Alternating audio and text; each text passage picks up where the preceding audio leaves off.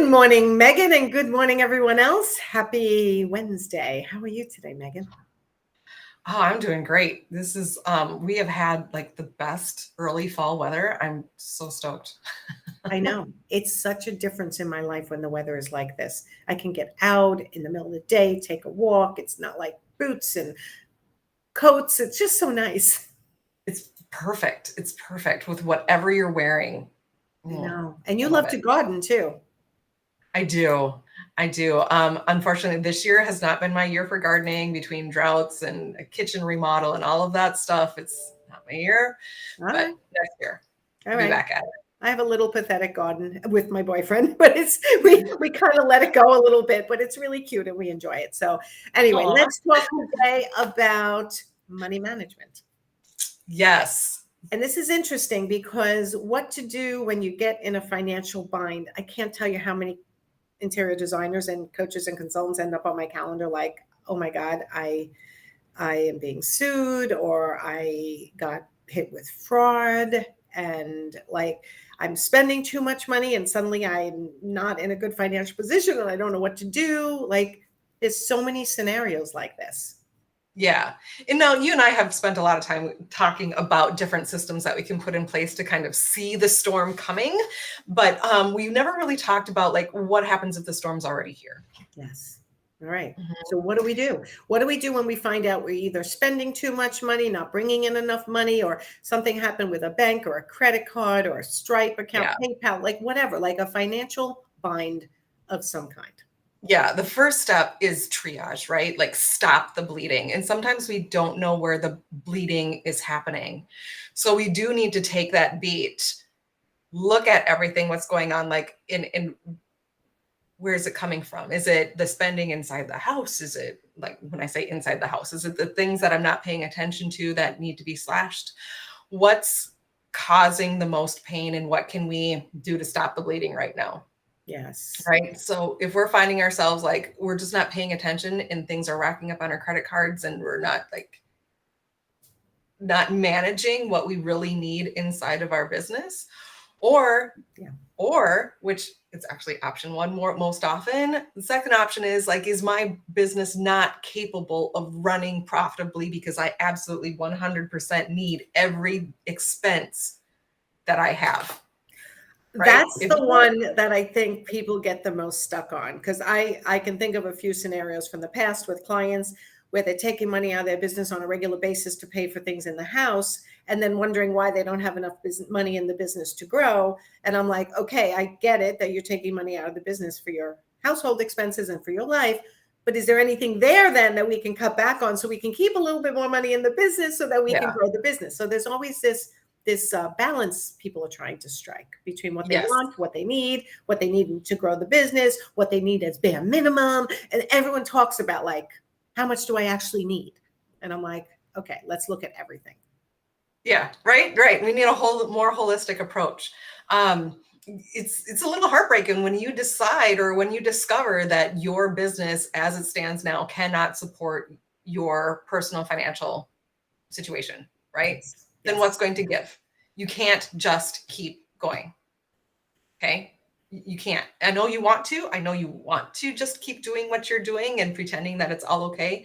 But something's either got to shift in your personal side or on the business side, right? Yes. Yeah. Yes. So, since we're talking about the business side, let's say it's a business side problem. It Okay. is going to be the expenses. If you are overspending on your expenses, you do not have a viable business unless you are willing to cut some of those expenses. If Or you're make more money. or make more money, right? Make if sure. Yes, let's go do more of that. Unless you are not able to fulfill profitably. If you're just going to make more sales and your sales are actually what's costing you more money, Mm-hmm. to scale making negative $5,000 a month, you're like, I just need to double revenue. Well, now you're losing $10,000 a month. How is that helpful? If your expenses go up in conjunction with, Yes, right? but So we don't figuring know. that out is important. Yes, stop the bleeding. Stop the bleeding. Triage, stop the bleeding. Stop the bleeding. Where is the bleeding coming from? Okay. So once we've discovered where the bleeding is, like how to stop it, the next step is like, okay, we're in a hole. Let's go dig out of it. And the first This is the one that people are like, do I have to? Yeah, you need to go talk to your creditors. Okay. Your creditors? Now, creditors, Oh, you have a plan, right? Like what they want to know is that you have a plan. The last thing you want is for them to be the one to call you to collect. okay, so you're saying if the financial bind is related to overextending yourself on credit, like credit cards or loans or whatever, and now you're having trouble paying them back, be proactive. Yes, be proactive. Don't let them be the one to call you, you call them. And what they're going to be okay with, right? Like nobody's going to be like enjoy getting that phone call. Right. But what they need to feel okay with is that you have a plan, right? So that's why we stop the bleeding first to know where it came from so that we can see like, okay, all right, in 6 months, I can be out of this bind by doing X, Y, and Z. Now I can go to them with a plan and say, okay, you know what? I did this thing. My bad. I'm sorry. This is how we're going to fix it. Because you're coming to them more proactive and saying, this is how we're going to get out of it, instead of them coming after you with a lawsuit or coming after you with massive collections. Because at least now you have nobody wants to go through collections. Nobody wants to sue. It's expensive, right? Right. So if you come to them with the plan of saying, this is how we're going to lay it out. I actually have a couple clients that we're doing this right now with their creditors. Now you're in it together. They're rooting for you. They're not going to be like cutting you off. They want to work with you because they want to get paid too. Right. Right. And they'll often make, or you can offer them a percent on the dollar. So if you owe them $500, you can say, I'll give you 50 cents for every dollar. And that cuts your debt in half to 250. And then you work out a payment plan with them or whatever it is. That might be it. That might be it. Or maybe it's somebody that you want to continue working with. And that's where the communication is going to be, well, here's, okay, I'm going to pay you back $500 next month. And it's actually going to be $1,200 the month after that, because I have this other project coming in. But keeping that communication, it's not just a one-time phone call, because if you call them, make this plan and ghost them, things are going to be worse. Interesting. Right? Like you just lost some integrity with them. Okay. So we want to stay in contact with them of like, okay, remember how we said on the plan X is going to happen? Well, this is what happened and here's Y instead, or that happened exactly how I said it was going to happen. Here's X. Constant communication. It might be a humbling conversation, but man, there is more growth that you can find for yourself in learning, in doing this than hiding from it, for sure. Scary stuff for a lot of people, facing their mistakes financially in the past and then having to deal with correcting them, rather than just, why not just bury your head in the sand? Right. Right. And that it works for a while until it doesn't. Right. Right. All right. So stop the bleeding, find out what you've done up to this point. I'm going to say incorrectly or wrong that got you in this situation. What like decision-making process had you gone through in your head to get yourself into this situation? Then stop the bleeding. Yeah. And then identify the harm it's caused. Is that like the harm it's caused to, then is a step towards correcting it, correct? Right. Like we don't want to keep going with it. We got to fix it once we stop the bleeding and we know like the plan for how to get out of this. That's the next step of identifying the plan. It's one thing to think cognitively, well, I have 3 more projects lined up that are coming back to back to back to back. So this goes back to the whole thing of giving your money a job, knowing where that money, because sometimes when people have those things like, well, I have this big project, so I'm going to do X, Y, Z and 1, 2, 3, not really doing the math behind it. Yes. We need to actually do the math behind it and give the money a job before it even comes in. And part of that job is that plan that you're handing over to your creditors and saying, this is what's going to happen. And this is what's so hard for business owners, taking the time to stop working on clients and actually work on your own business and look at the numbers and don't pretend they're not there and don't pretend you don't have a problem. Actually face it. Yes. Yes. You know, this happens with interior designers sometimes, is that they get upside down. They'll take deposits. And then for whatever reason, that money ends up running the business instead of going towards the product that it needs to go towards, right? Yes. Or even if it's a design deposit that you have overworked those hours and your client said, well, I have a $15,000 budget for design and you've now done $20,000 worth of work. Oh my God, there's so much there that I could go off on. But yeah, the bottom line is if you get money in, don't spend it right away. Right? Like Give it a job, like you said in the past, like our Yeah. lives in the past. This is for purchasing furnishings. This is for my profit, but not until I actually earn it. And like you have to manage the money you're bringing into your business. Don't just feel rich and go spend it or Yeah. take it into your personal life. And now, if it is the case where you're going through this and you seriously cannot see the light at the end of the tunnel, right? Like there might be a case where you are in such a bind and so upside down that the answer is actual bankruptcy. That might be an answer. It's been an answer before. Yeah. Bankruptcy is a big, scary thing to face. It's not anything anybody hasn't ever done before. Bankruptcy is a thing. It happens. It happens. Okay.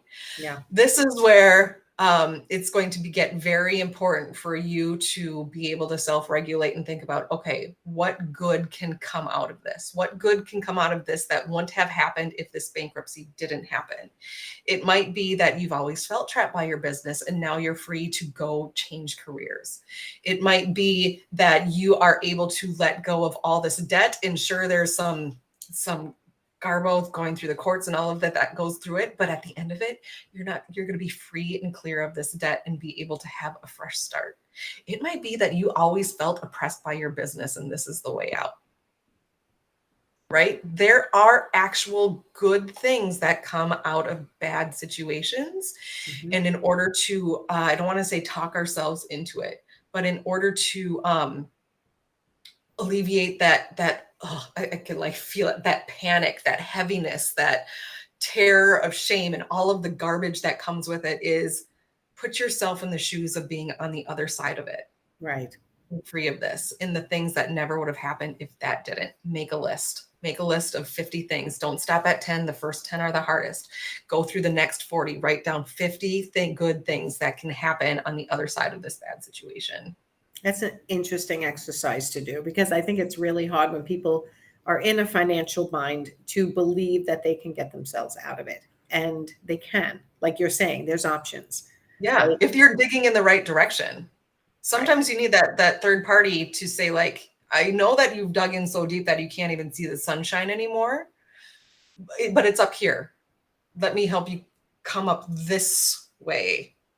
It is amazing how another set of eyes could just change your perception totally on your life, your business, your finances. Like, it really is amazing. I just did a session this morning, and she's one of the girls in my new group, Profit Insiders. We call them the go-getters. And she was like, so many light bulb moments, so many things. Like, and I thought, it's not, sometimes we're certainly not teaching brain surgery, right? But it's things that sometimes people know already, but they just need the support to have the guts to do it. And I think in a financial bind, that is exactly, you need a cheerleader that says it's going to be okay when you get to the other side. Let's talk about your options and let's help you move forward and take action and see the 50 things that could be positive at the end of this very shameful. Sometimes people feel a lot of shame around this, right? Mm-hmm. So that's something that you help people with every day. Yeah. Just stop digging, come out of the light, come into the light. Come out No, of the dark. I need my sunglasses. I need my sunglasses. Can I block the light so I don't have to face it? Yeah, that's what people are dealing with. All right. So did we cover the major things that you wanted to discuss today? Yeah. Okay. Yes. Main thing is, if you are feeling that feeling of financial bind, I am in a hole and I don't want anybody to know about it. So all I can do is work harder. That is not the answer. Right. If that's what you're telling yourself, that is not the answer. The first one, get out, stop digging, right? Right. Stop the bleeding. Stop the bleeding. Take a look. Okay. Something just popped up on. Yeah. Oh, morning Shannon. I'm like, something just popped up and I couldn't see it. So I had to Okay, so stop the bleeding and then identify how you got into this harmful Mhm. situation for your livelihood, for your, Make a again, plan, communicate the plan. make a plan and communicate the plan. And if they need help, tell them how to find you. megandahle.com. There's a little link that says schedule an appointment, and that will pop you on my calendar.